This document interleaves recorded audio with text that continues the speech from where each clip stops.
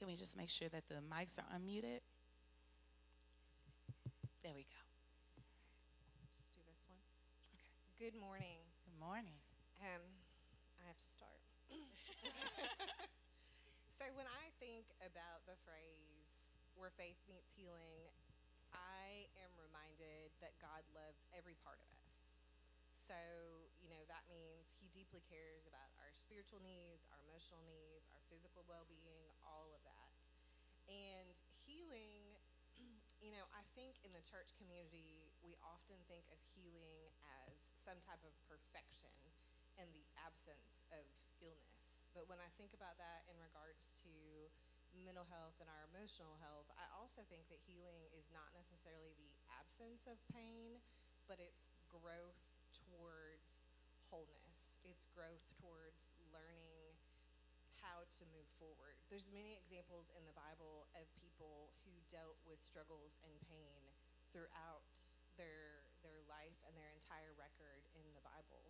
And they were some of the people that were very, very close to God. If you think about David, he had many, many, many struggles and lots of hurt and lots of pain, but he's described as a man after God's own heart. So when I think about that, I think that, healing involves action, and it also involves rest and community and seeking wisdom.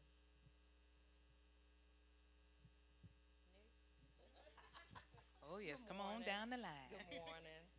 Um, when I think about faith meets healing, I think about when Jesus met a lot of people that had issues, like blindness, the woman with the issue of blood, and all of these different kind of. And he asked him a question: "Will thou be made whole?" And so you did the key word, wholeness. And so when I think of that, I think about when faith meets healing, you know it's do you want to be healed? It's an encounter. It's an encounter that changes your life forever. So whatever you're going through, he's asked the question, will thou be made whole? Do you want to be whole? Do you want to be healed? Do you want to be made well? And so that's what I think about.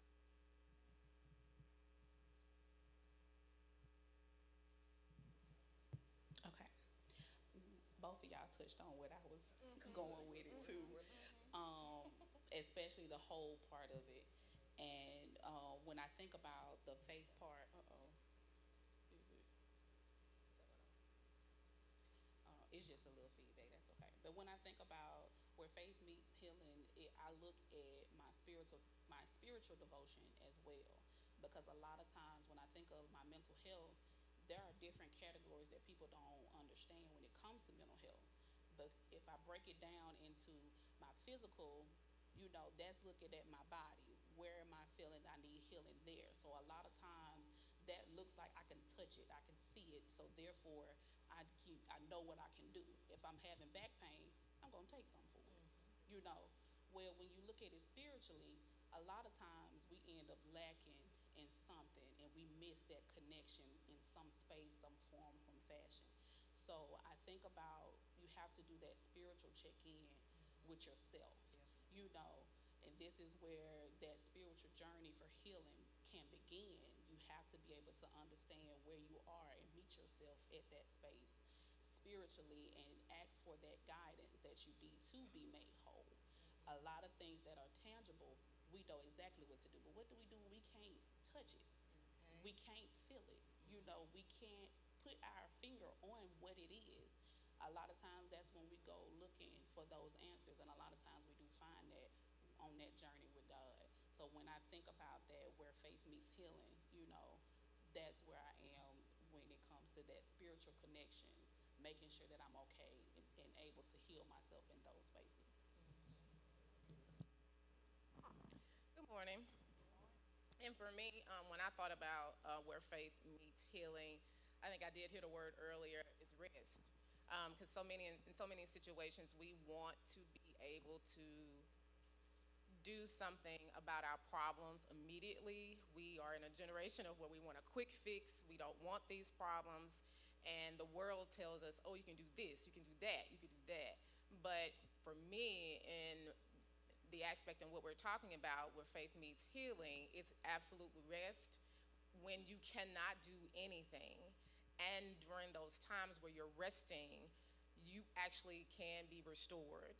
Even when we think on the outside, giving an example of a medical condition, when we want complete healing, but if we're not resting in whatever's going on with us medically or mentally, just resting and knowing that we can be restored by sitting in that moment and understanding what is really happening and what is really going on with us, so we can, again, seek the help, seek the guidance of whatever aspect that we actually need that healing. So that's what sticks out to me the most as far as rest. And as you getting rest, you get peace.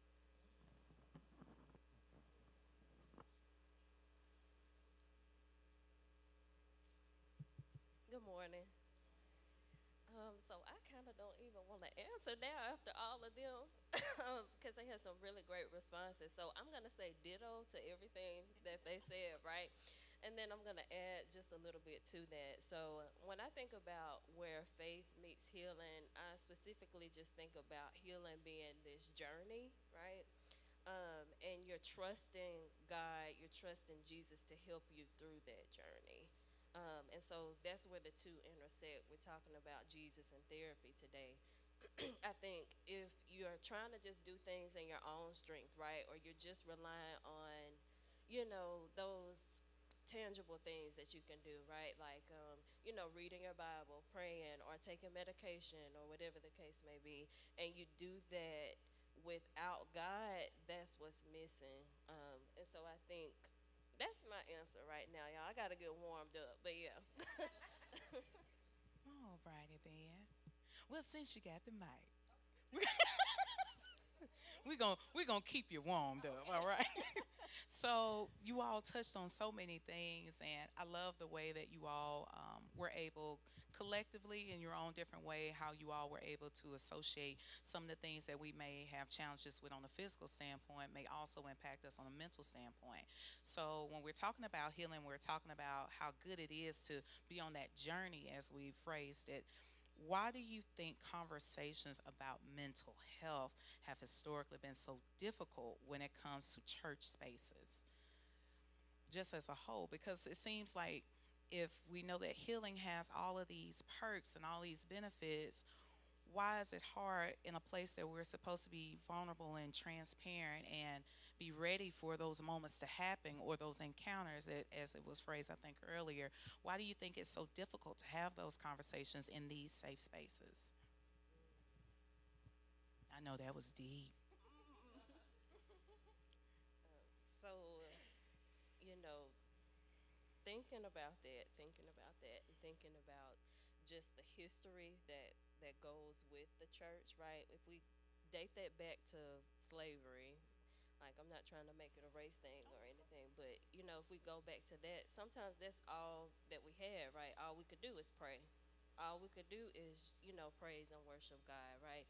And so when these new tools and resources come along, we can be mistrusting of that, and that's because of the history, and I won't get into detail about the history, but that's how I would start that off. And it's difficult, extremely difficult, because it's like, okay, if we have depression or if we're experiencing anxiety, then that means, okay, your faith isn't strong enough, or you're not doing something right, or whatever the case may be, but that's not the case.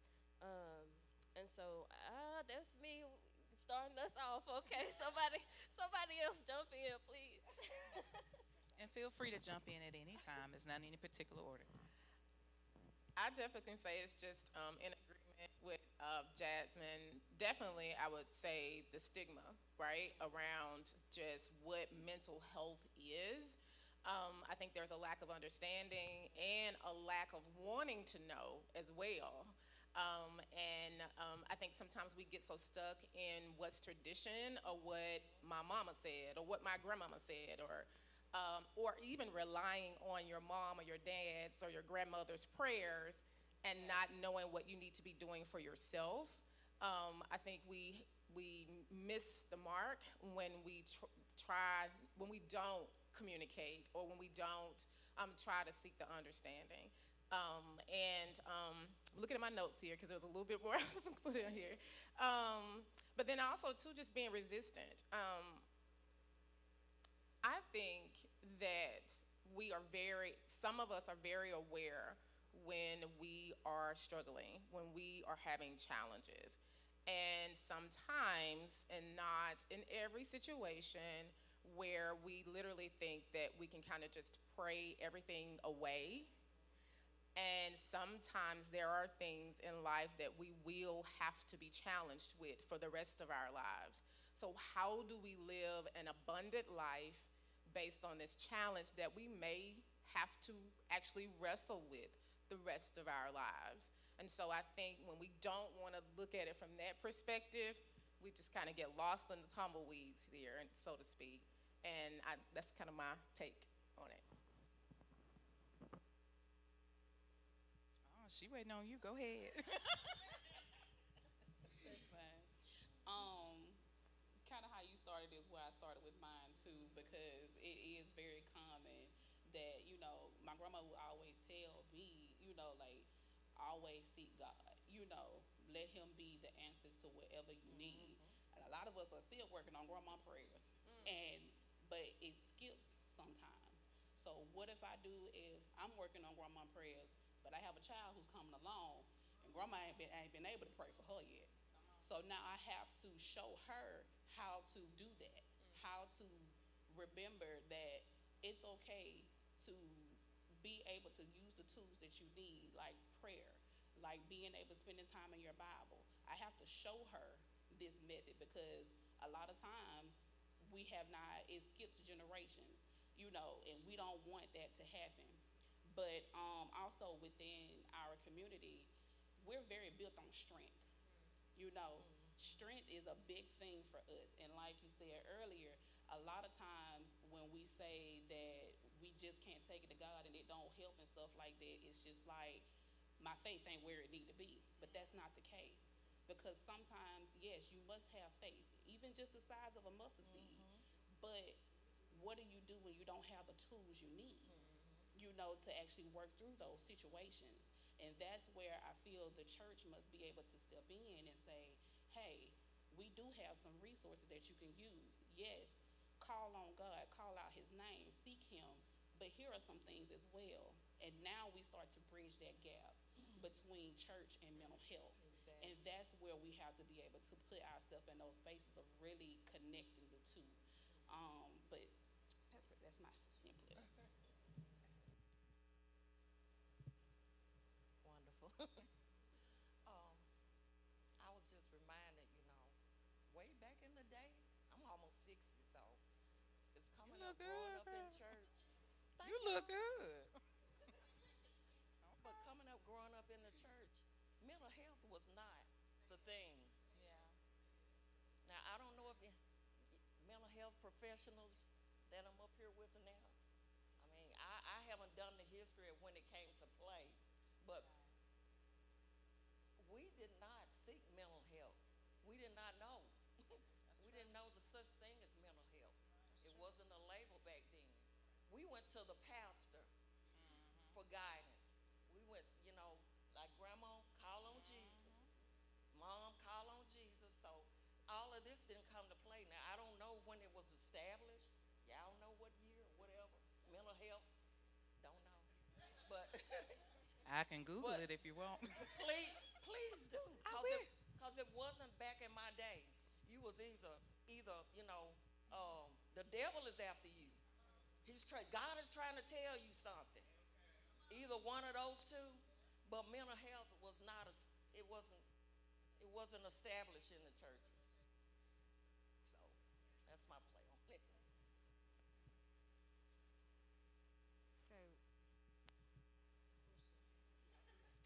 So I agree with everything these ladies have said, and I just wanted to add that, when I was growing up, and if there was anybody struggling and they did express that they were struggling, there was often like shame just heaped upon them, that they were doing something wrong, that it was related to some kind of sin in their life, or they weren't trusting God enough, et cetera, et cetera.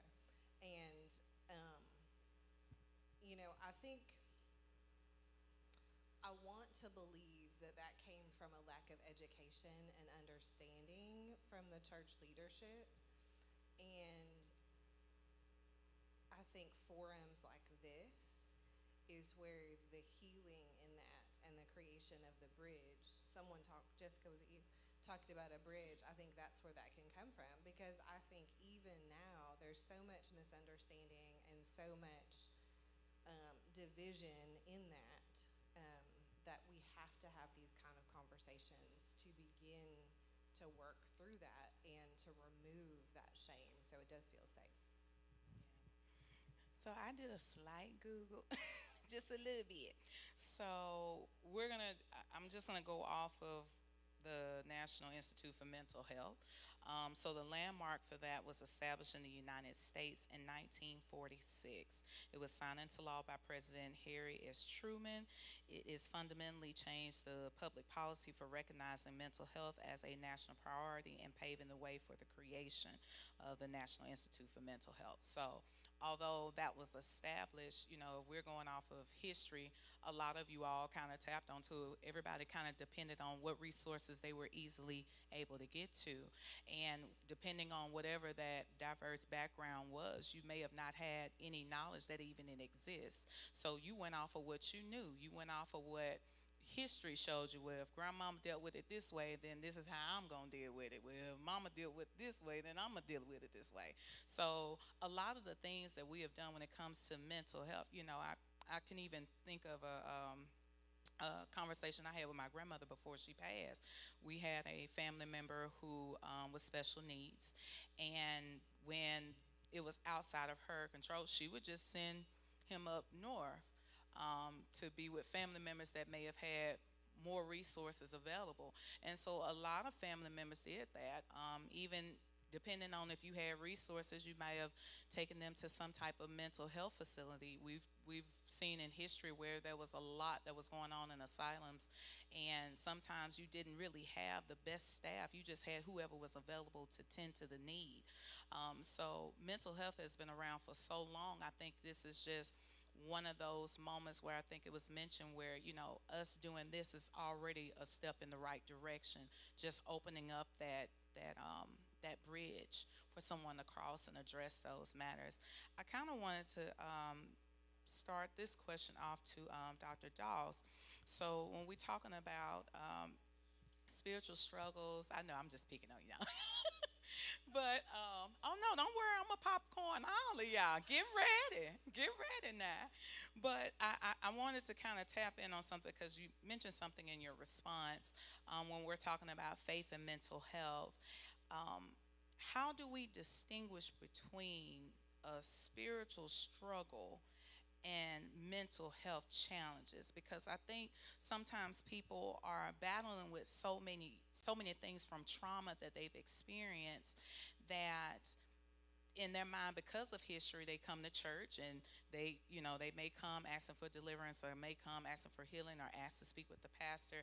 But sometimes what I have seen, and I don't know if others have seen this, sometimes we depend heavily on the pastor to solve the issue in that moment, and there's some aftercare that needs to go on after that moment has happened. So how do we distinguish when it's something that is more of a spiritual or a mental health challenge? How would you say to kind of help us define that? I would say, even on the side of it being a pastor's wife, my husband's out there in the audience, so he can agree with me that many places we have went to, and even at our own church, we have done some exorcisms. We have, on a spiritual level, exorcism. And do you mind, and just so that everyone understands the universal definition of that, do you mind just expounding on that, on the exorcism? It's rebuking the devil out of people. There you go. All right. Gotcha. I'm with you. That was real plain. Everybody got it? All right. And I'm like I told these ladies when I first came up here, I'm like, did y'all do homework too? So I did.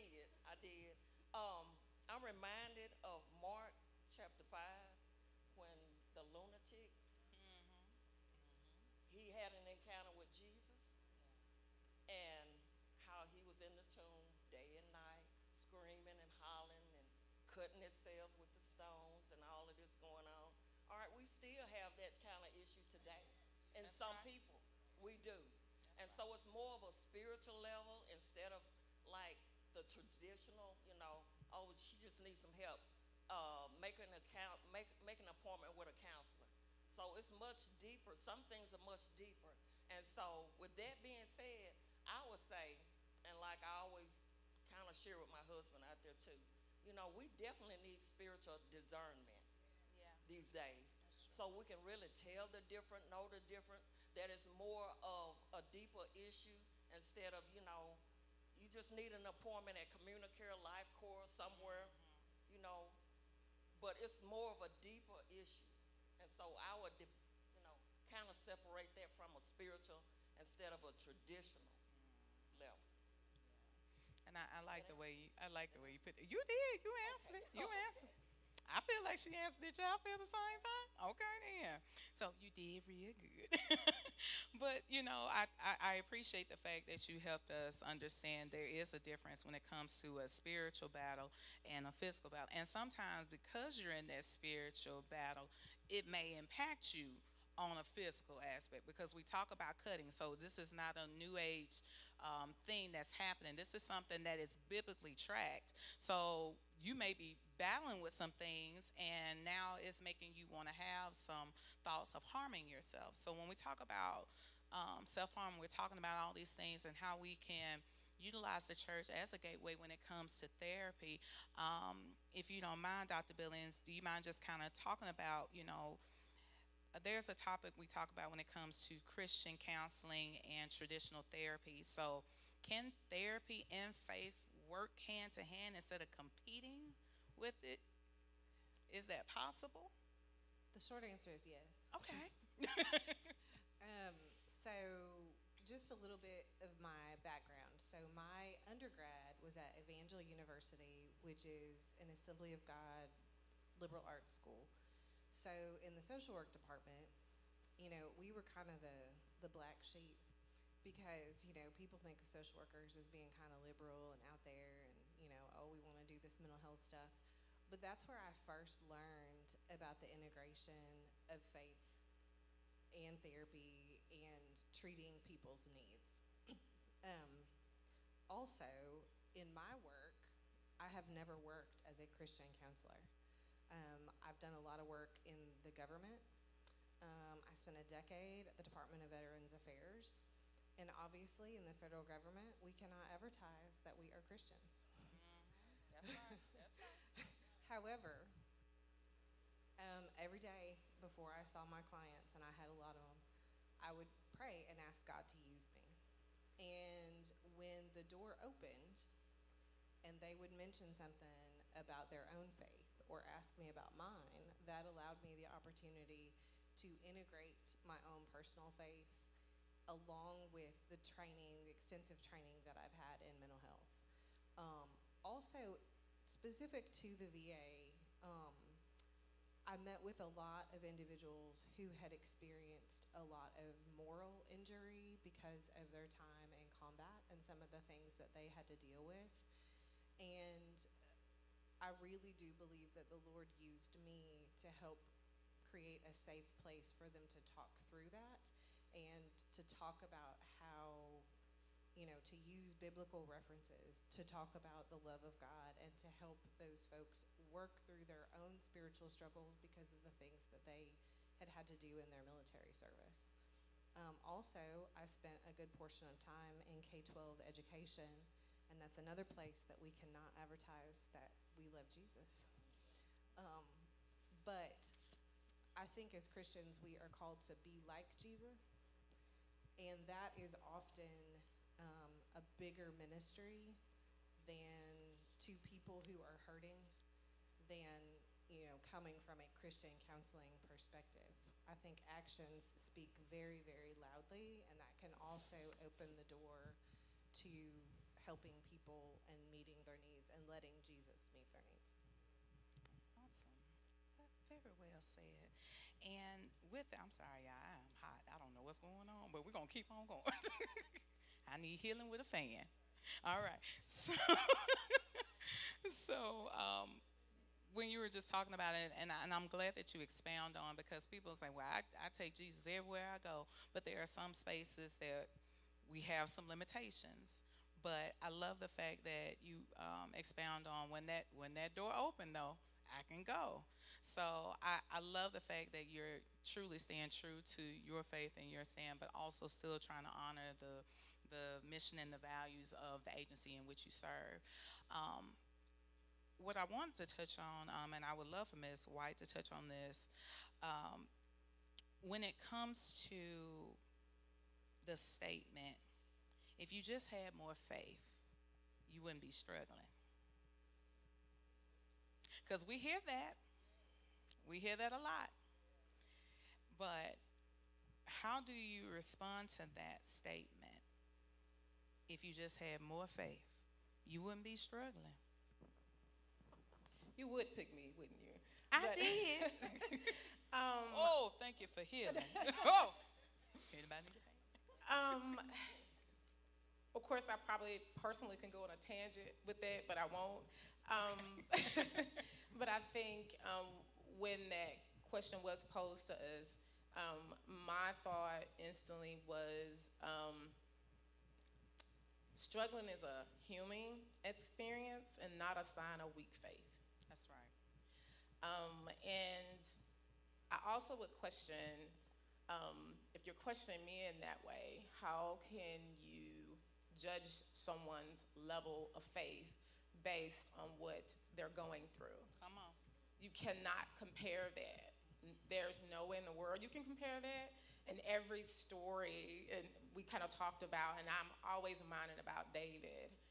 He was a rebel, but he loved Jesus and had such a profound relationship with him. And so I cannot fathom putting those two together at all.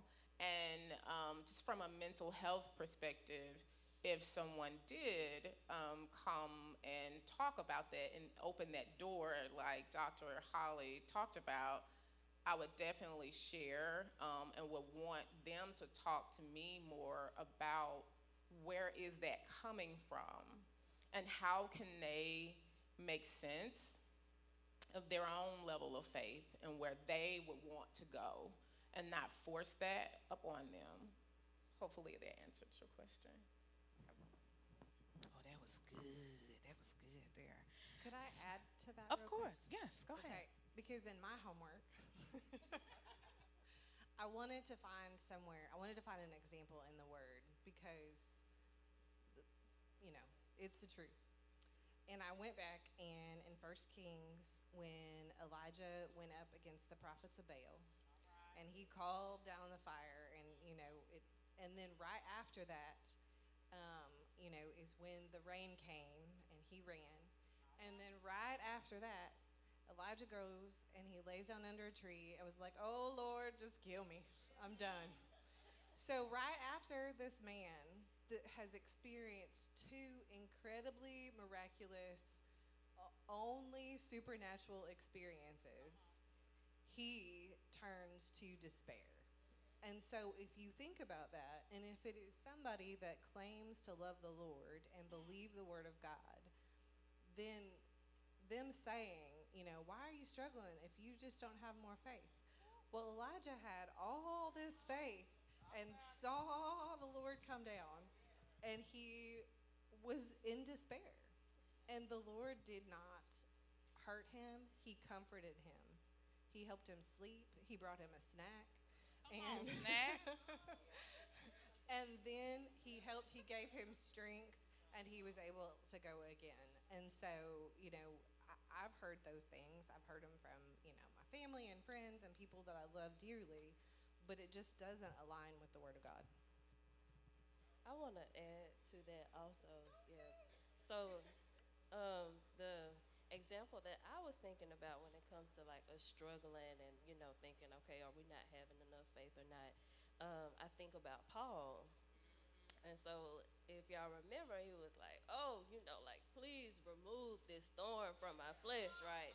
I don't know exactly what the thorn was, right? But we just know that it was there. And that's when God told him, "Okay, my grace is sufficient for you." And so I say all of that to say, even if a person might be struggling, it kind of goes back to what I was saying in the beginning. Like, okay, God can help you through that. That's where His glory is going to be revealed through you. So sometimes that struggle is to develop your faith more. It's not necessarily something that's just been out here that's demonic, or, sometimes God might, make you experience, a few emotions or a few things so you can rely on Him more. Um, and so that's my little take. Now I'm jumping to somebody else. Go ahead. I think about, I thought about it, as far as struggles and then compared to your faith. I thought about the story of Job. And I don't believe nobody else struggled like Job did besides Jesus Christ. So, because Job constantly had messages coming, that same day. Hey, this was taken away. Your children's dead, and all of this happening. For a man that's described as being perfect and an upright man, a man who eschewed evil. He hated the sight of evil, and even on behalf of his own children, he went and he apologized to God on behalf of his own children. And so when the struggles and the sores and all of this came and all the loss came to Job, that's not because he done evil, but he went through. But the Bible says that, I know my Redeemer lives, and he never cursed God.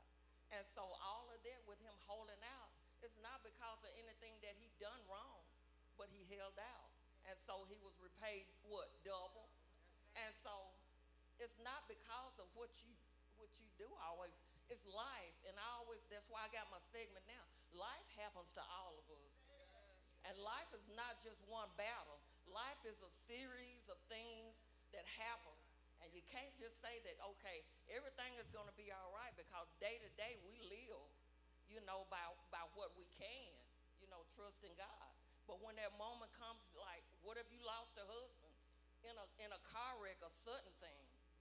I'm a mom. I lost my only daughter. And so that was tragic to me. And it's not because of, I can't base on that because I done something wrong all the time. It's life. Life happens to all of us, but we have to know how to deal with it. And I love how all of y'all, even with your responses, and let's just make sure that we have the mic up this way. That way, our virtual family can our virtual family can hear as well. But I love the fact that you all even kind of integrated some of your own struggles that you had, because sometimes I think there's a stigma that, okay, well, if you're a mental health professional, you have it all together. You done figured out the secret to balance in life. And oh yeah, that's a stigma now. That's a strong stigma that y'all have it together, and but you're gonna be judgmental of me because I haven't figured it out. But I love the fact that you all expanded on that. Life is constantly changing, and sometimes trauma doesn't come in that season when you got time for it. Trauma comes sometimes in the inconvenient time. It happens. Sometimes you go through death. Sometimes you go through debt. Sometimes you go through career changes. Sometimes you go through job loss. Sometimes you go through depression. And sometimes it doesn't happen separately. Sometimes it happens all together. And you're just trying to figure out which one you can even try to manage first, let alone when you'll be able to have time to deal with the rest. Because let's think about it. Some of us, we are married, we have children, we are caretakers for our parents. We have so many other dynamics that we have that we've committed to, that sometimes a lot of the things that we're dealing with end up going on the back burner.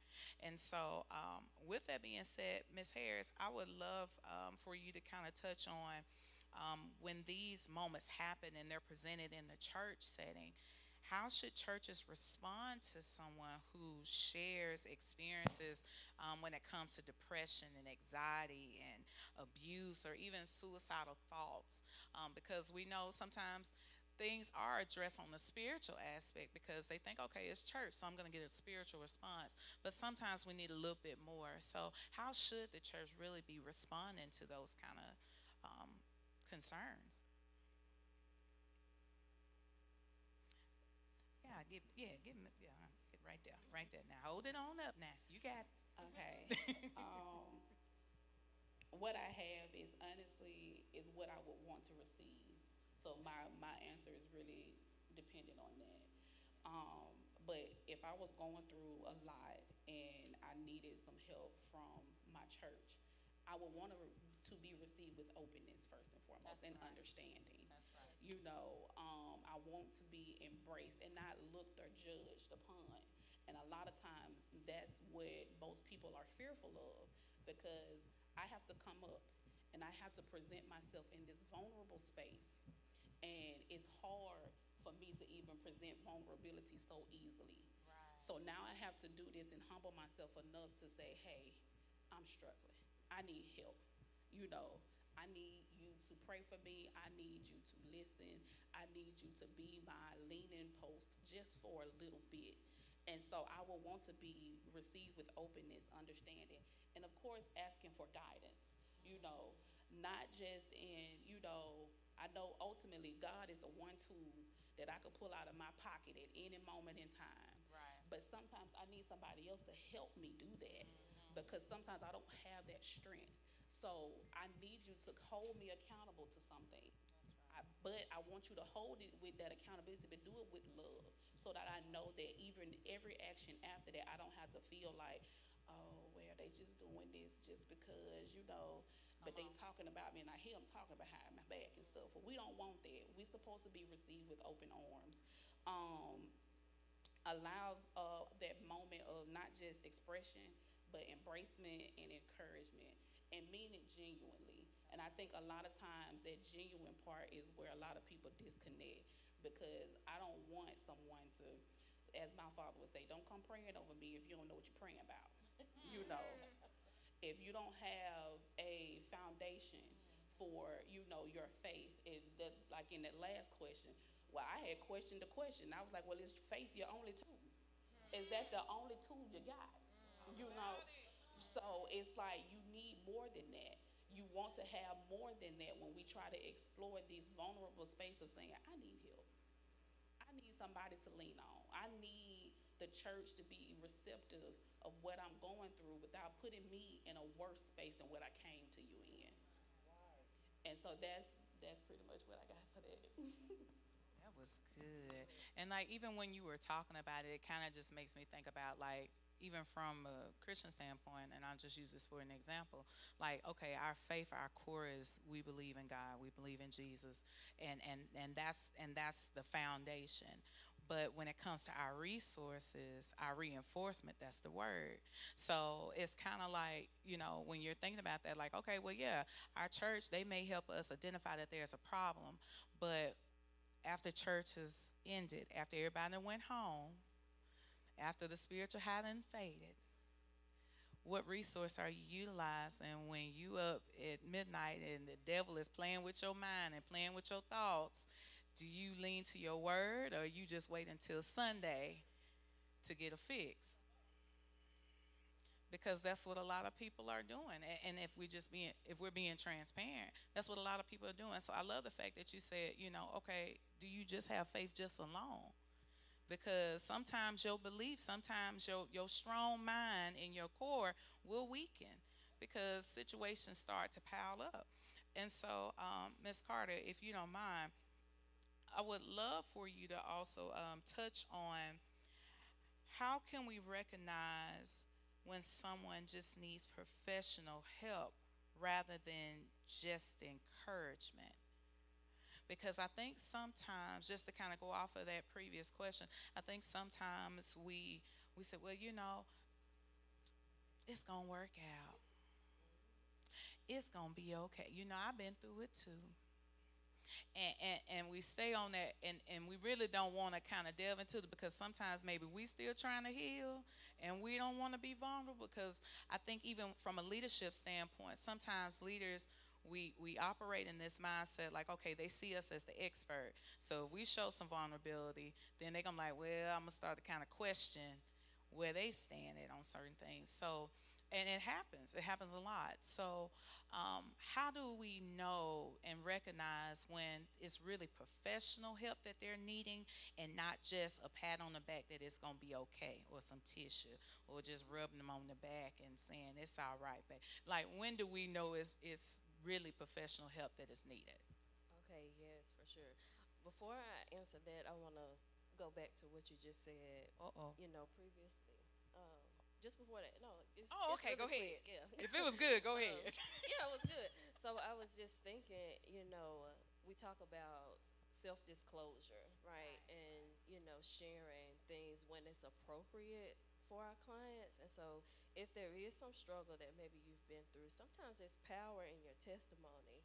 Um, Because, there's a power dynamic in the counseling session to begin with, because, your clients are coming to you and they're wanting some guidance and stuff like that. And so sometimes when you just open up a little bit, that really changes the trajectory of the session. Okay. So now putting a pin right there and going back to your actual question, how do we know when it's something more? I think it shows up in like those physical symptoms, right? So if we're talking about depression and you're talking with a client and you hear, okay, they're extremely hopeless, they've lost their faith or whatever the case may be, there are going to be some other indicators that you see also. Like, okay, maybe they're struggling to maintain their hygiene. Maybe you notice that they're not eating as much as they used to. They've lost interest in things like that. So when you start looking at the overall picture, going back to what we were talking about earlier with wholeness, I think that is how you can tell the difference. Like, there's gonna be a next level to it. There's gonna be a whole lot more. Everything is just kind of working together to present whatever it is that you see in the individual. So, And also, Ms. Harris, if you don't mind, when it comes to adolescents, I also work in child welfare as well. When it comes to some of the parents that, and this is just my own personal question too, but I think it's fitting for the setting. When it comes to parents, and I deal with foster parents, sometimes they can identify mental health challenges or struggles in their adult family members, but they struggle identifying it in the adolescents and the teenagers specifically, for what I've seen. So, are there any symptoms that maybe you have recognized in your practice where you've been able to identify, okay, your child, maybe let's not even limit it to teenagers, let's just any age, where you're starting to see your child have changes? Let's say if there was a death of a grandparent or something like that that recently happened. I've always been told you always have to watch the quiet ones, because how they grieve is a lot different than the one that's out and very active. So, what are some symptoms of depression, or maybe even some behavioral changes that you've seen? And I'll start, of course, with Ms. Harris, but anybody is open to pop in to help identify those mental health struggles when it comes to children. It's funny that you asked me this question specifically. No problem. I have no reason Because why, but you just No, popped up in my head in a because I moment. felt like I've dealt with that personally. Okay, awesome. Um, Okay, Holy I've lost Ghost. both of my parents. Oh wow. Okay. I don't mind sharing because it is a part of my journey, and it has been a part of my healing. And until awesome. literally this year, it was the first year I could actually go to my mom's grave. Oh wow. She died back in 22, and Gotcha. this is the first year I've been. Now, granted, the two stories are very different. I do have a daughter. She's here with me today. Hey. Ooh, y'all about to make me cry. This one little something else. You got it. You got it. But I did notice a difference in myself and how I handled both losses. Yeah. And then I realized the impact that it made on my child. Whew. Whew. So I had to really assess myself That's right. so that I could help her. When I lost my dad first. He died in 2020. This is fresh off COVID season, you know. A lot of that we had to be careful, Right. you know. And he had heart complications, so but I couldn't manage him as what I was managing my mom. Before this whole therapeutic process, I was a caretaker of both of my parents. So I only had so much to give. If it wasn't for that process, I wouldn't be here today.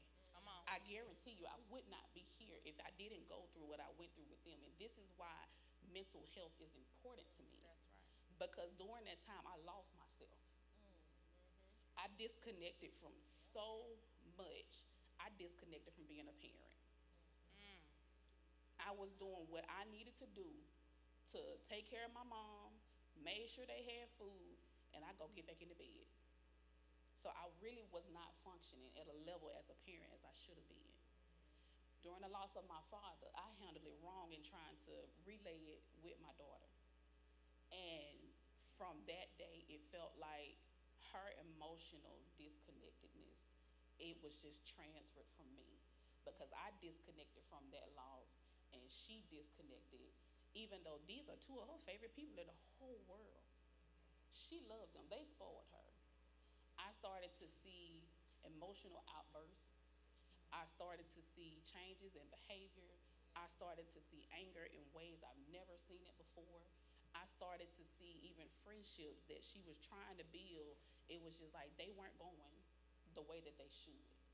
Or she was very acceptable to letting anybody be a friend that really shouldn't be a friend. So I realized in that moment, like, no, you have to stand up and you have to show her the difference and let her be able to connect with the loss. Because I did not cry when I lost my daddy, not in front of nobody. I did not. I didn't show no emotion at all. So what that showed her to do, I don't have to have emotions. And so that's what happened. But with my mom, I knew I had to change that trajectory because I'm like, no, ma'am, it's okay. It's safe to cry. It is a form of relief. You have to be able to let it go. You have to be able to let that hurt lead you. Because it does provide some sort of clarity. So in that moment when I lost my mom, I made it my mission to show her my vulnerability. Because within the Black community, in all honesty, we were like, you gotta be strong. You gotta put it all on your shoulders. You gotta keep it to yourself, handle it, give it to God, pray. But don't show no weakness. So I was like, no, that's not what I want for her. I want her to be able to function in life the way she should. And when she come through trials and tribulations, it's okay to say, I don't got it together today. That's right. But I'm gonna take this day and I'm gonna just get myself okay. And tomorrow is gonna be better. And that's what I showed her when I lost my mom. I cried. We talked about the good memories. We talked about our fears. We talked about a lot. And after that, it was like, okay, I can breathe because she actually engaging. She's listening. She's hearing. And she's showing me that what I'm saying, it matters. And from that day, it's just like it changed. Like, yeah, she's a teenager, so, you know, them come with their own struggles. But being able to identify, you know, with your emotions, knowing that you have people you can talk to, knowing that you have a support system that is in place when you need them there, that is how we get to show the younger generation that it's okay to fall down sometimes. Don't forget to pick yourself back up. So that's what I got.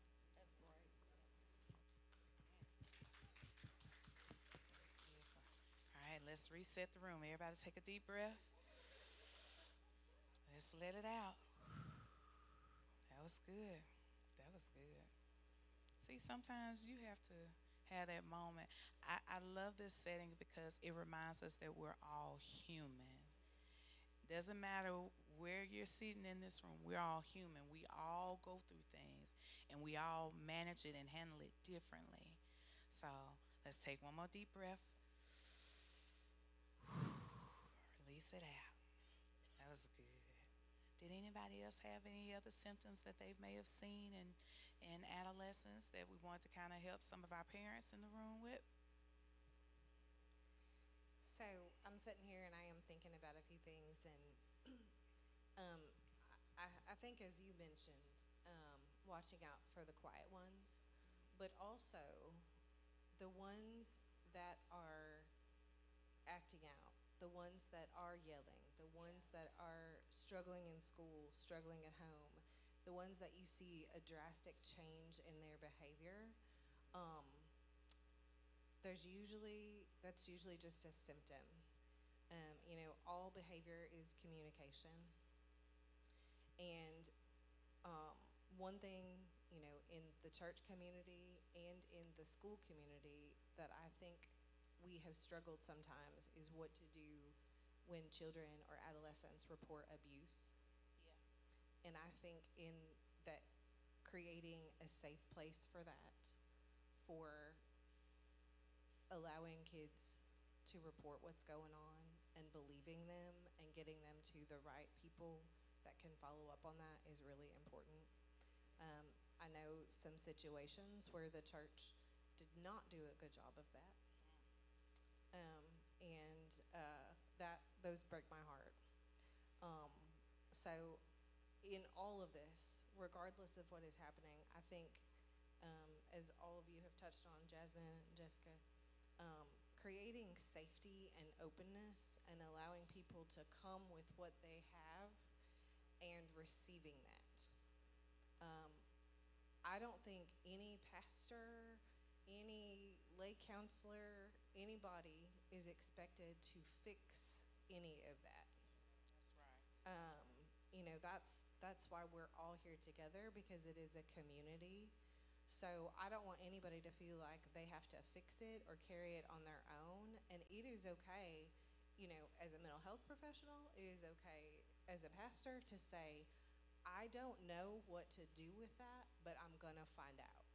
That's right. That's right. It is okay to say that, and I think it's actually better to say Yes. that and get the right help than give them some answers that are not going to be beneficial, or even resources that aren't going to be beneficial.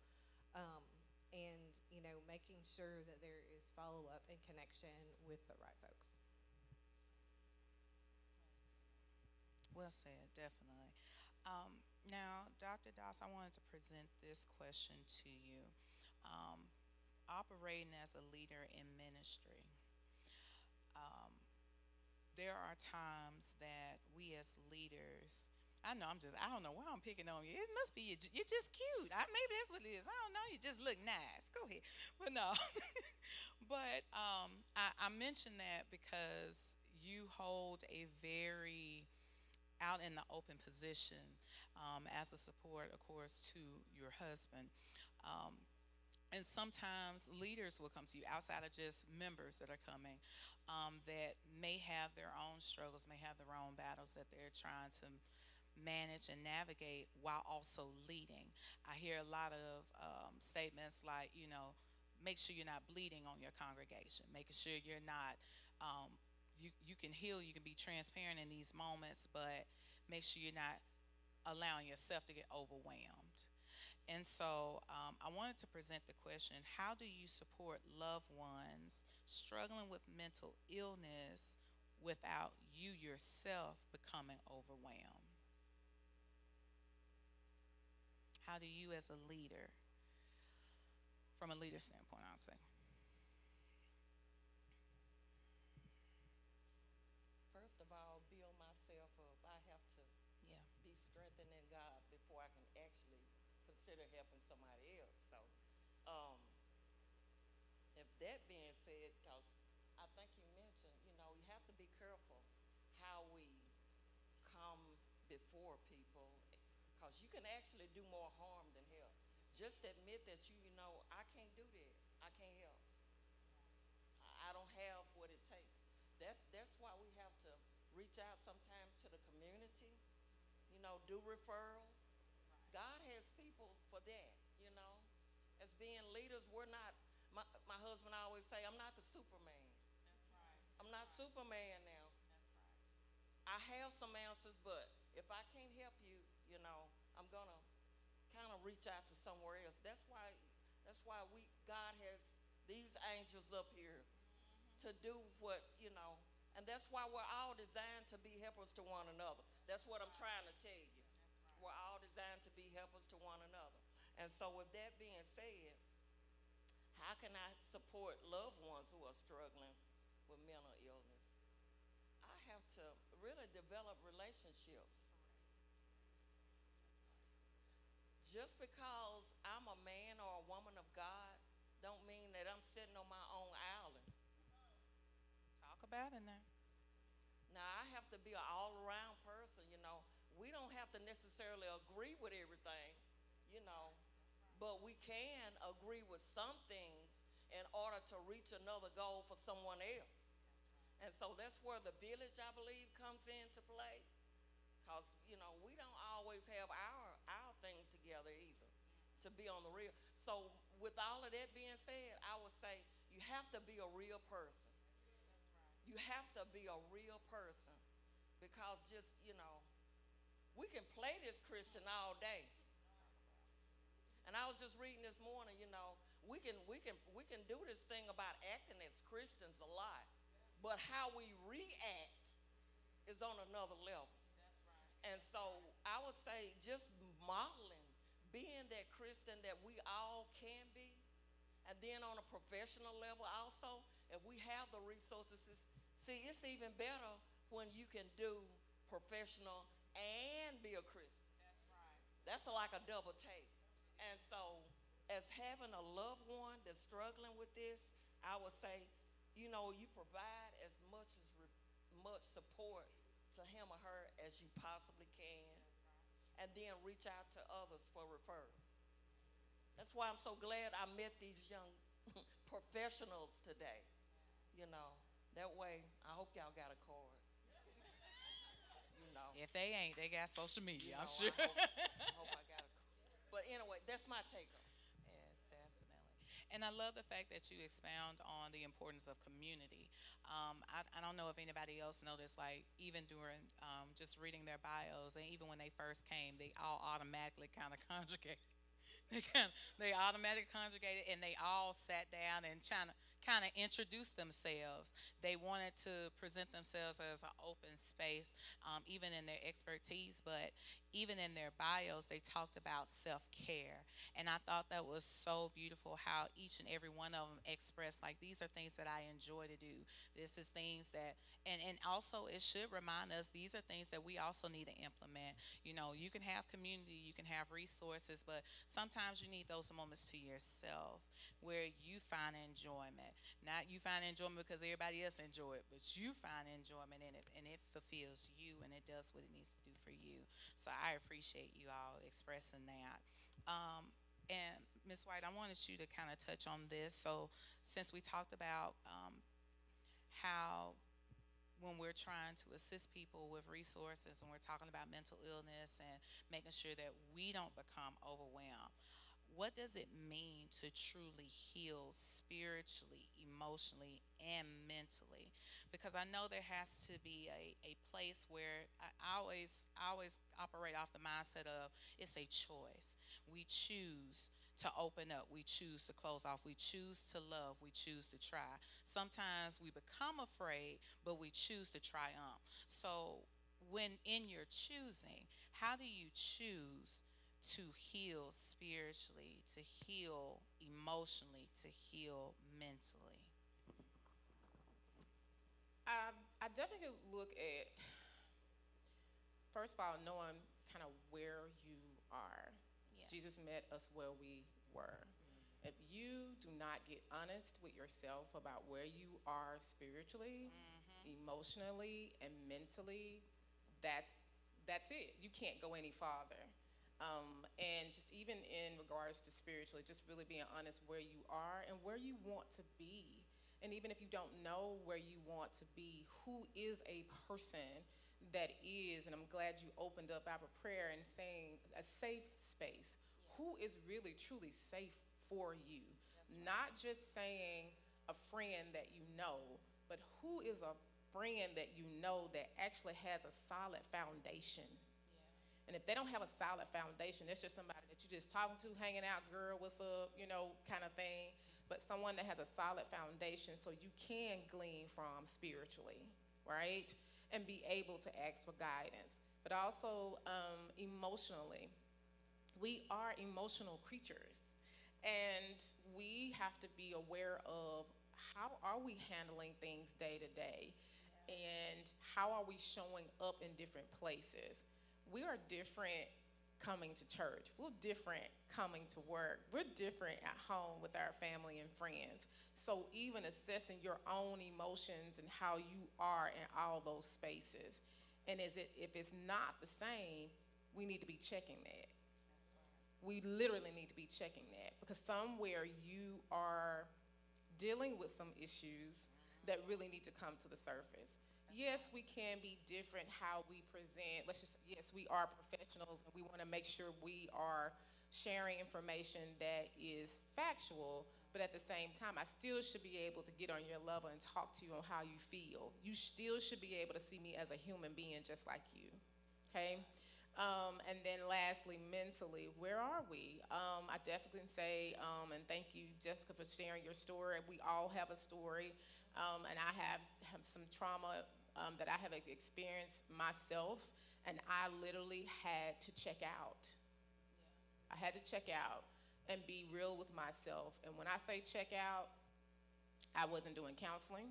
I stopped, I paused, and I had someone that I trusted in my family and outside my family.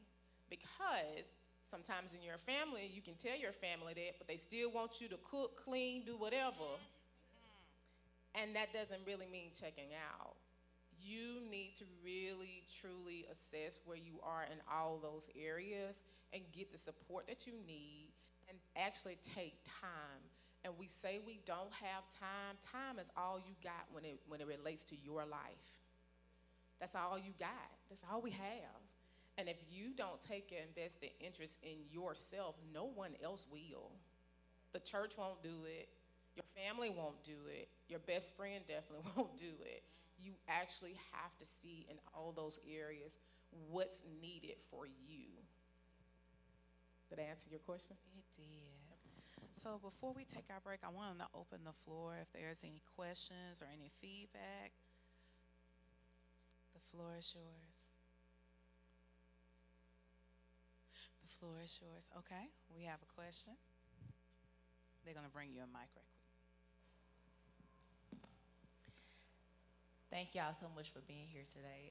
My question to you all is, how can we encourage family members who are reluctant to receiving mental health services? They don't feel like maybe it's necessary, or they don't think that they need it. How can we encourage those family members or those close friends that, is something that they could use and could be beneficial to their lives? And anyone can answer that. Miss Carter, they're looking at you. I will try. I will try to answer that. So the first thing that comes to mind for sure is like free will, right? We all have that. And so all you can do is what you can do. And so I think it's extremely important to just like educate your family members if you can. If you notice something, maybe they're a little bit more anxious than usual, or, you feel like they need to go to a counselor or a therapist for whatever reason, kind of talk to them about that.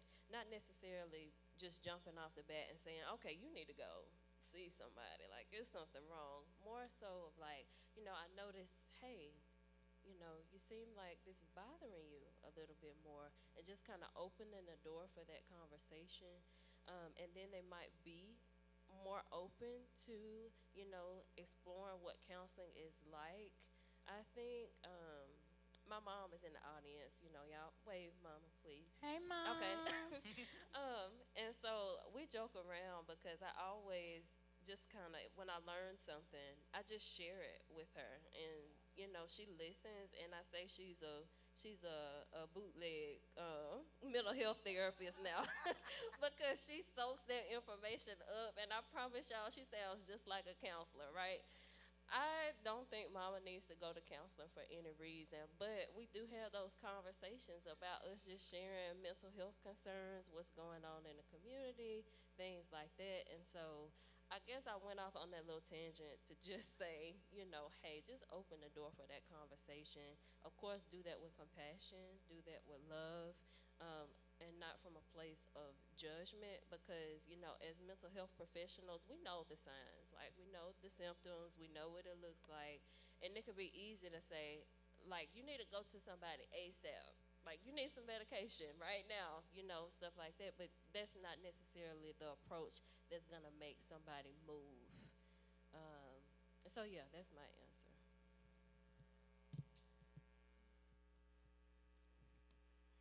And everyone on the panel is in agreement with that. So it sounds like presentation is really the gateway for that conversation. Okay.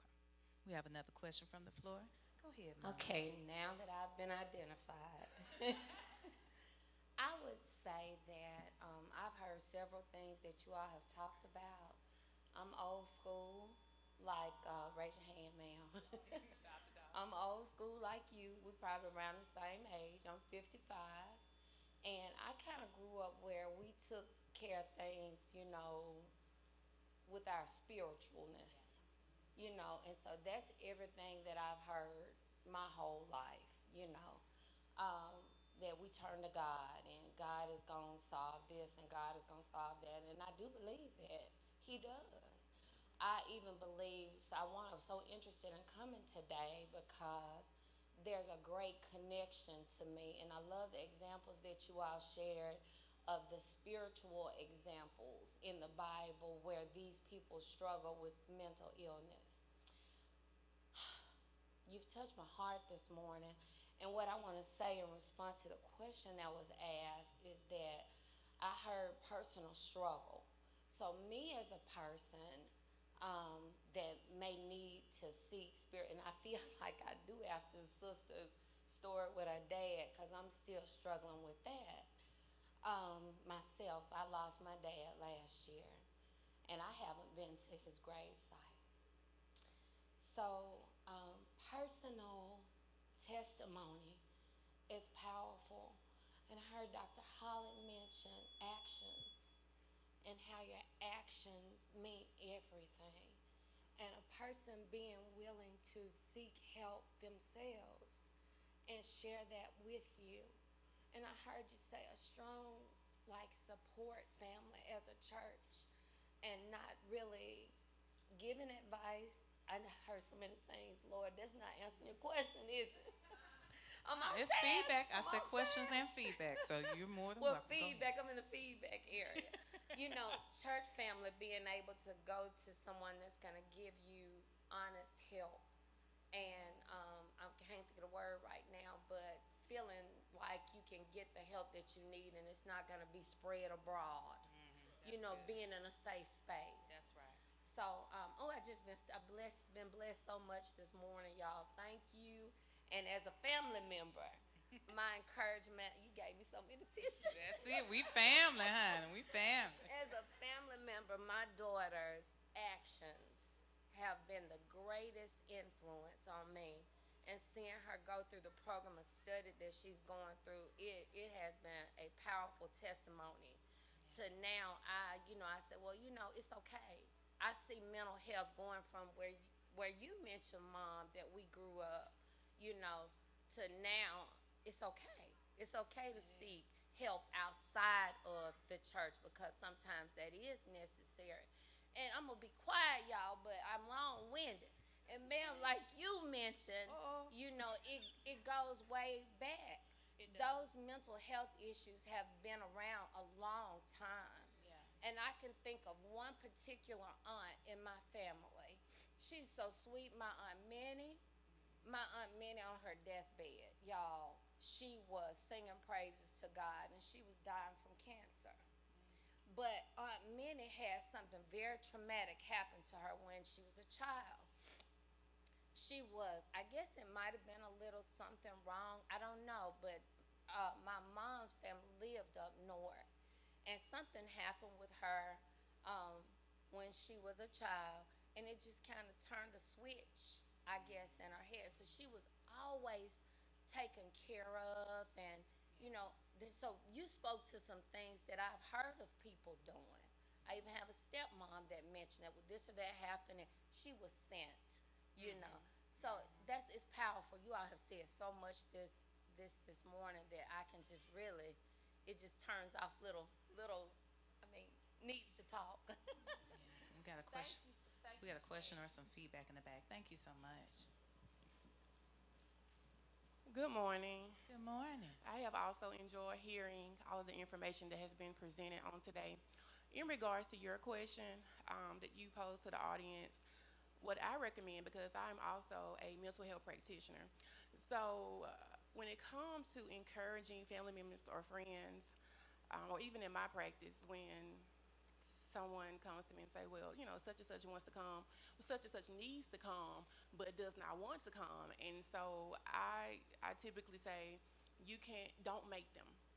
Because with the counseling process, it should not be forced upon anyone because it does require work. And if an individual is not willing to do the work, then that could cause a hindrance in the counseling process. So you want them to be ready. It's more than just talking to someone. It takes work in session and outside of session. In addition to that, we have to ask ourselves, because the people we see going through, they also typically see us going through as well. So we have to ask ourselves, when we go through different phases of life, are we prone to seek help? Because sometimes we forget that people think that we're all the same, that we're on the same playing field. So you can see an issue that is going on with someone else, and they don't look at the issue the same way. They feel like, oh, this is just something that I can stick out, just like I saw you, endure whatever it was that you endured. So, and they could be like, well, you didn't go seek help, and I saw you go through what you go through. Why you want to send me? So, and also having an accountability partner, not just sending someone, but being willing to go with them as well. Or, as I stated, what I was alluding to earlier, seeking help yourself. And when others can see the change within you, that can inadvertently influence them to get some of what you have. That's all. Thank you. Awesome. And we got some in the front here. Thank you so much for sharing. Appreciate everyone sharing today. Good morning. Good morning. Some spit went the wrong way. That's all right. We here. We got you. Okay. My question is about the family members too. I grew up in a family that we didn't talk about anything. We seen stuff going on, but nobody talked, said anything about it. So my question is, how it's just me and the siblings now. The parents are gone. How do I approach them in talking about what happened in the family, the stuff that went on? I went to counseling, but I haven't exposed that to any of them that I've gone. But I would like for them to go, but me not being that talkative person to go to them. And how do I break that to be able to talk to them about going and let them know that I've gone and that it's okay to go to counseling? So to make sure I'm understanding the question, there was trauma that happened in the family dynamic, and the question that's being posed is, how do I approach the conversation about the trauma and encourage them to go to counseling, even if it's uncomfortable? Okay, I got it. Go. That's a that's a great question. My first question you already answered. Sometimes you can't have a conversation if you haven't experienced something yourself. So you've already gone to therapy. You saw how beneficial it was to you. But then my second question would be to you: what is the dynamics of your relationship with your siblings? What is that closeness that you actually have already? And you may say, well, none of us are really close, but I do talk to this particular sibling just a little bit more. So instead of trying to have a group conversation with all of your siblings at one time, I encourage you to do it one sibling at a time, starting with the one that you actually have a closer relationship with, and actually preparing yourself for that conversation. Because I heard you say that you guys really don't talk about things that have happened, and you know that there has been some trauma. So knowing that even if you bring up your therapy experience, they still may be hesitant. They may totally agree with you, but you got to realize you're going to bring up some things within them, and we call that in therapy, you're going to trigger them in ways that they may not have been triggered before. And so being a support, being helpful, and actually coming in a way that you want your relationship to get better. It's not about sharing, like what we call trauma bonding, sitting in a circle together, having this conversation about you all's trauma all the time, but sharing, hey, I've noticed in my own experience, we have some breakdown in our relationship, and you really want to get closer, and I want to start with you. Does that make sense? And I just want to add, so I grew up, I didn't know a whole lot of things about my family until I was like in my mid-20s. And my mom, one of the things that she still says to this day is, oh, I'm just going to tuck that behind my ear.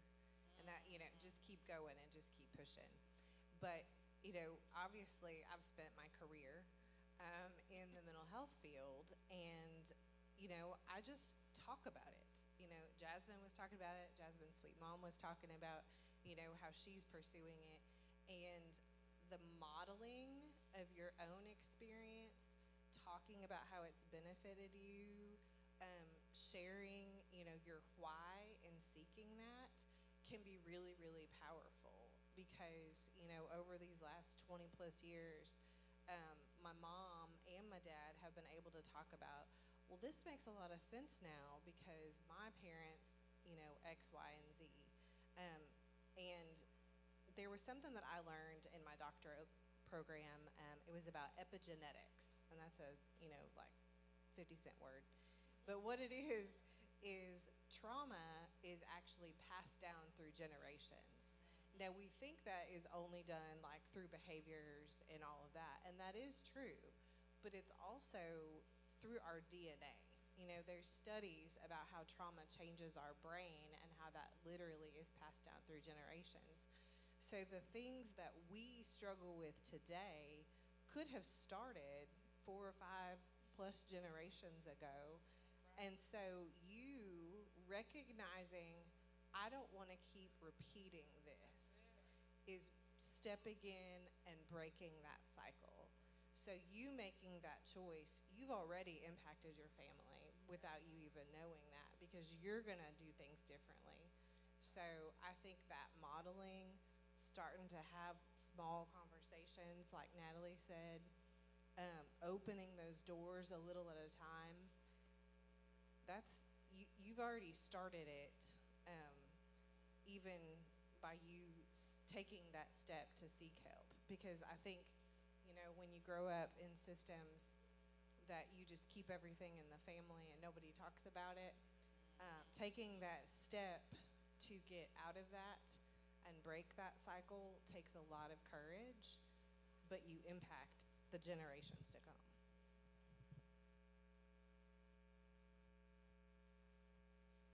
Yes, ditto to that, to everything that's been said. And then I just wanted to add maybe like something practical that you could do. So it's difficult to have those tough conversations with people sometimes. Well, a lot of the time, actually.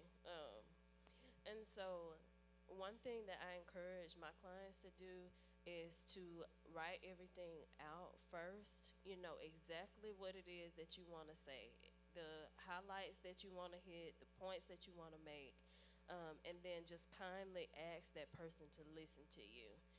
And so you can take that with you and read through that, and then y'all can have the conversation about everything. Also, that's worked for a lot of people from, just my experience. Um, and then if you're not into writing, there are alternatives, right? We can dictate now on our phones, so you can just say everything. Siri doesn't hear stuff right sometimes, but you know what you're talking about. Um, or you can just record a video, rehearse it. That's just, some simple things that maybe you can do to at least open the door to have that conversation with them. So, Awesome. Go ahead. Another question right here.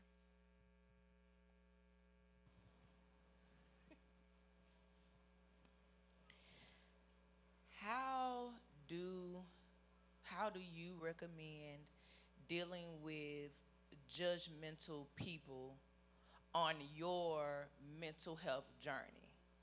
For example, I've been told several times, like I know I'm aware of the trauma that I've experienced and how it has impacted me, very well aware.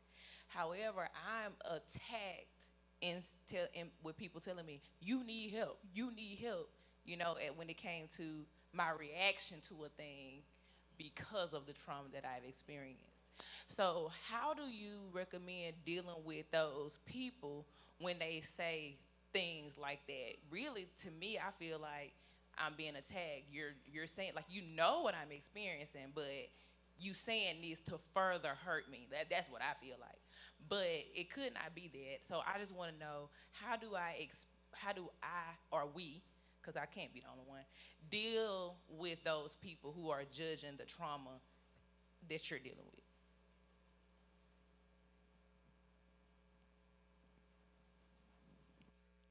Miss White or Dr. Dawes? I'll definitely say I appreciate you mentioning that. I'm just a strong person personally and as a therapist, creating strong boundaries. Strong boundaries as it relates to what's healthy for you. Because again, you know what your trauma is. You know what your triggers are. You know what it does to you. And sometimes it can't, if it's, let's just say, if it's family that may be causing some of those reactions, you have to first be aware of that, but then also too knowing how much can I handle this person. Sometimes we gotta keep ourselves in certain situations. Oh, I'm gonna just get through it. I'm just gonna if you are not ready to deal with a person that is causing that much harm to you, it is your responsibility to move out of that space and do what you need to do. And when you get to a place where you can have a healthy conversation with that person to say, this is why, or this is why I can't have a certain conversation with you, this is how long I'm able to be around you, because there are some things that I'm really truly dealing with, and you may not be able to understand on the level in which I need right now, okay? But healthy boundaries is gonna be a big thing as it relates to that, because people are gonna judge. That's life, but you don't have to expose yourself to it.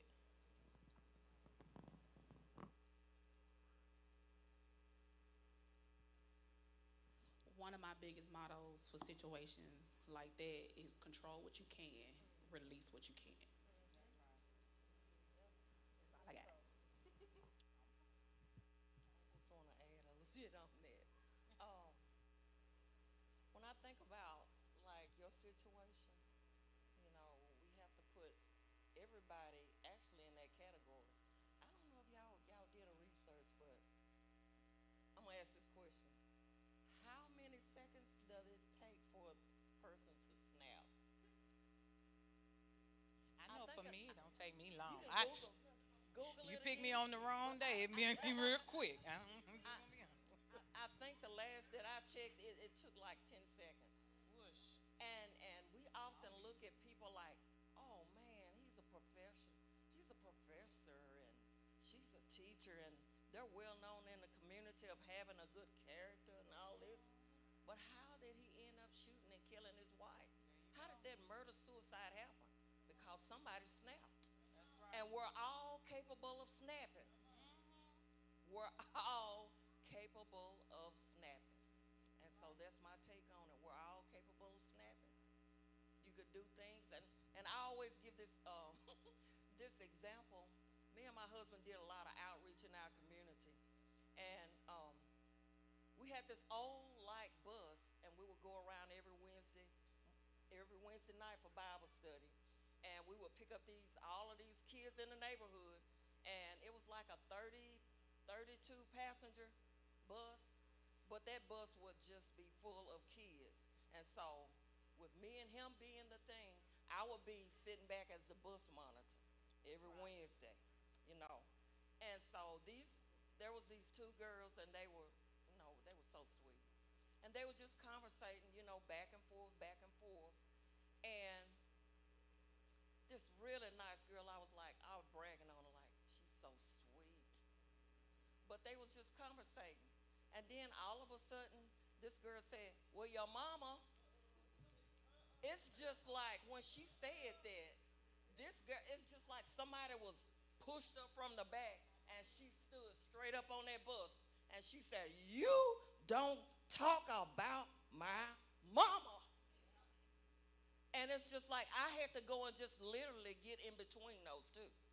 Yeah. Anybody can snap. Right. We could be at our nicest, calmest moment, but anybody can snap. And so just let that person know. Anybody can snap. I think that's, valid. Anybody can snap. You pop off in a minute. Hold on. But, just to kind of add to what they said, okay, I think it's extremely important to, take a minute and recognize what your triggers are, right? And definitely honor and respect the boundaries that you have set for yourself.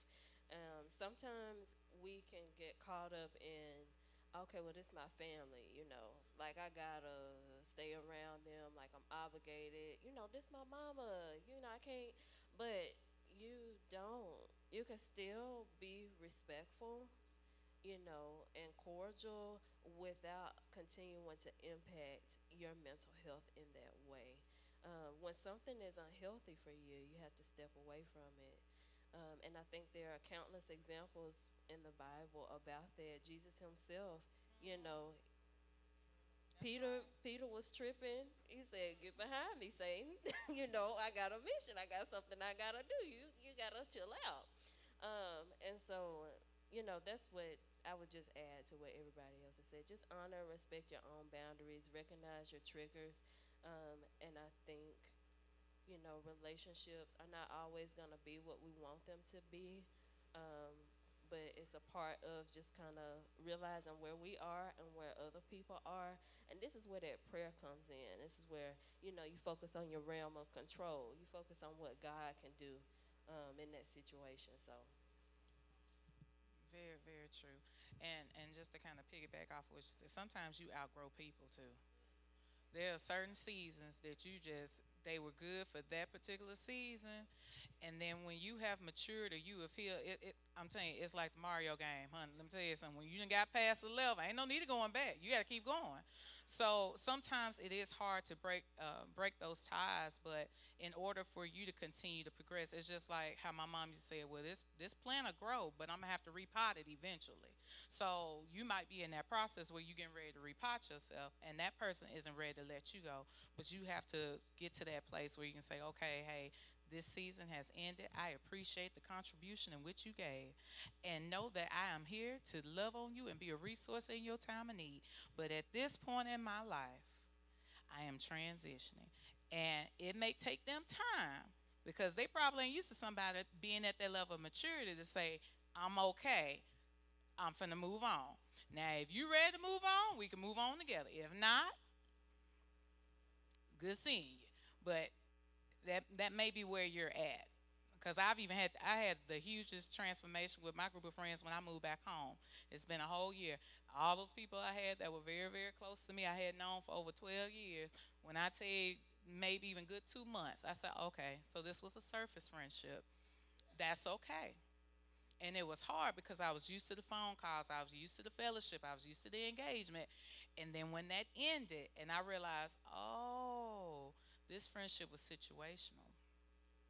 This was based on when you was going through and you had misery going on and you needed company.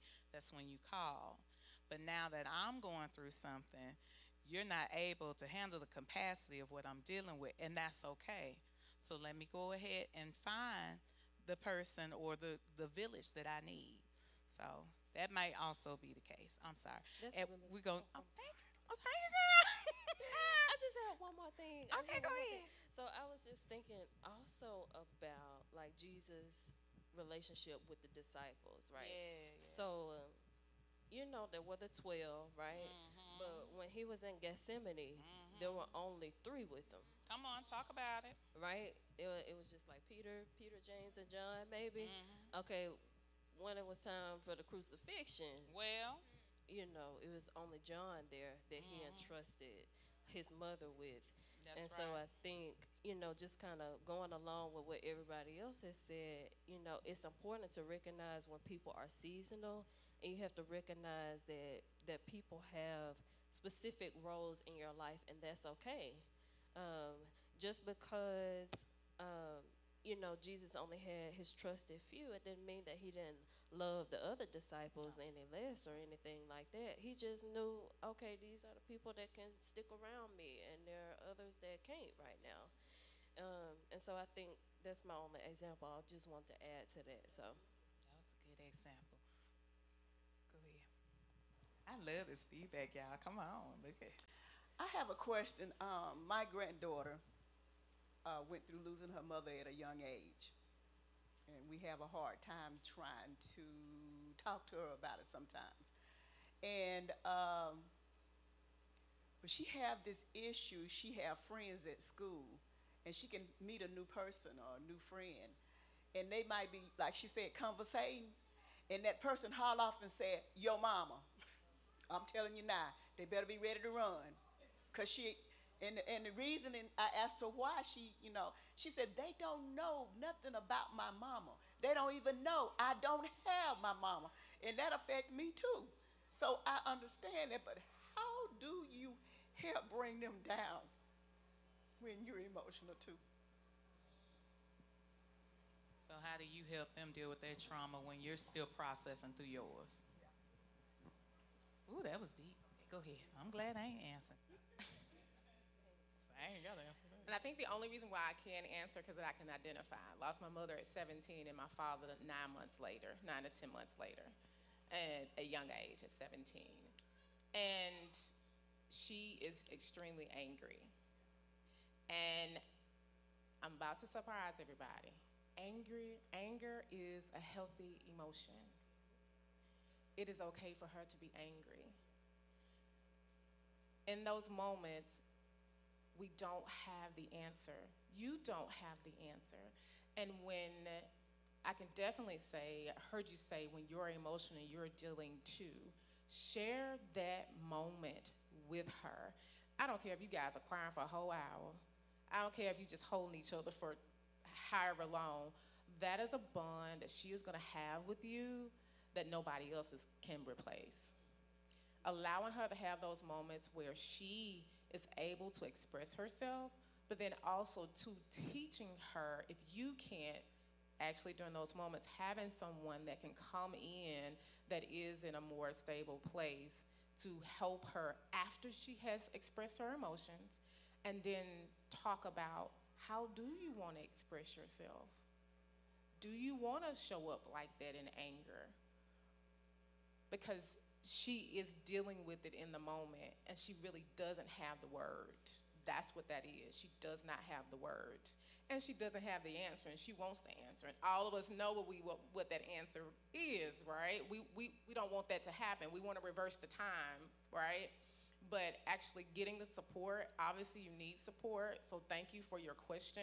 And I just commend you for knowing that she is in distress, and it's not okay for us to kind of just, oh, it'll be fine, it'll be okay. No, some days it's not okay. And it's okay for you to tell her it's been a rough, pretty bad day, pretty bad week. And let's just be able to express that together, but then also making sure we get someone in to support the both of you. she started counseling. Think about 3 different people, and I thought they would help her, whatever. But as she started getting older, she said, "Grandma, they ain't doing nothing for me." And I looked at her and I'm like, "Did they give you opportunity to talk and tell how you feel?" She said, "Not really. It's not what she thought and what she's really looking for." So I told her, I said, "Well, maybe I need to get you a Christian counselor," because they were young, and one of the young ladies said she could relate to her, but she really couldn't because my grandbaby started having other issues outside of losing her mom. Like you said, coming along, and your daddy not there, and your daddy not coming to see about you. So she had to go through all those different things like that, and it was hard. I mean, even now, I asked her, did she want to go counseling? She said, "Not with community counseling." She just told me, "Not with them, because they don't know what I need. They're not helping me." So I told her, I said, "I'm going to find you somebody. We're going to find somebody." I'm gonna ask you a question. Have you ever actually just, you and her, taken her to her mom's grave? Yes, because she and I are the one who buried her mom's ashes. Okay. Her dad gave them to me because he was in another relationship. And he said, "Can you get these ashes?" And I got them. And we went on her mother's birthday, Okay. and we buried the ashes. And I told her, anytime you want to go where they are, you just let me know. We can go and we can stand, do whatever you want to do. If you want to cry, talk, I'll leave you to your mama. What is that? That was gonna be my next question. Yeah. Yeah. But she still got anger. It's still there. Of course. And sometimes, she'll go up for prayer, and she'll cry, and you can see a little release, but it's like it's so deep down because she was so young. And it took her 2 years to realize that her mama wasn't coming out of the hospital. So it's just, I said that to say this. I don't know when, but I believe God gonna give you when. And you both are gonna go to that grave, and you're gonna allow her to really, really express herself. Cause I mean, when she left, she did not leave it all there. It's still with her. Of course it's gonna be with her. But what I'm saying is she needs that hard cry. And so do you. And so do you.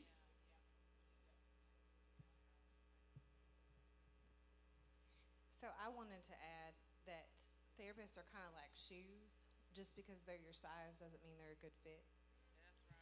And also, as she ages, grief is going to show up differently. And so, trying to dig in and do some research to find a good therapist that has the experience with trauma, with children or adolescents, depending how old she is, trying to find something that's a good fit, and a good quality therapist will show up for her and help walk her through those things. Because working with kids, sometimes you don't get to that deep stuff for a long time because you have to build relationships, you have to build rapport, you have to prove that you're safe. And then just with what you've said, with her mother passing and her daddy not being around, there's probably it's probably hard to trust that anybody's going to stick around. And so don't give up. And also, so there is Dr. Anita Phillips. She's also a social worker, and she wrote a book called The Garden Within. I highly recommend it. She has a saying that prayer is a weapon and therapy is a strategy. And I think that is so important for us to remember that, yes, prayer is a weapon and it is effective. But God has also given us therapists, just like He's given us physicians and other people to come in and help our lives. And that therapy can be a strategy to help get you to that breakthrough. But, you know, hang on, Grandma. Yeah, awesome. Thank y'all so much for these amazing questions and the feedback that we're getting. We're going to take a quick 10-minute break just to give everybody an opportunity to kind of reset, and then we'll come back with the second portion of this. All right?